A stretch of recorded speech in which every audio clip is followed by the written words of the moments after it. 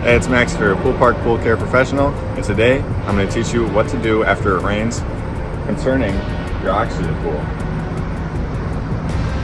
First, you're going to want to balance your pool water and make sure all your chemicals are in the acceptable ranges.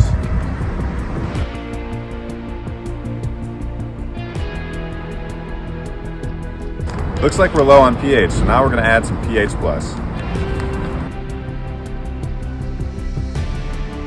Next, you're going to want to add in your maintenance dosage of Formula O. Due to all the rain, we're going to add in just a bit of peroxide to make sure our pool is properly sanitized.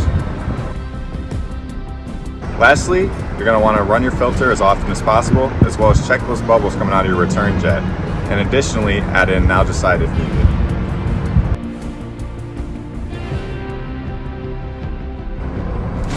Hi, thanks for watching. If you enjoyed our video, make sure to leave us a comment down below, as well as subscribe and give us a like. Thanks.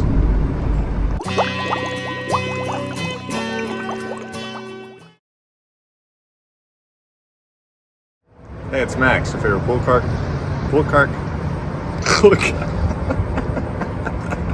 Okay.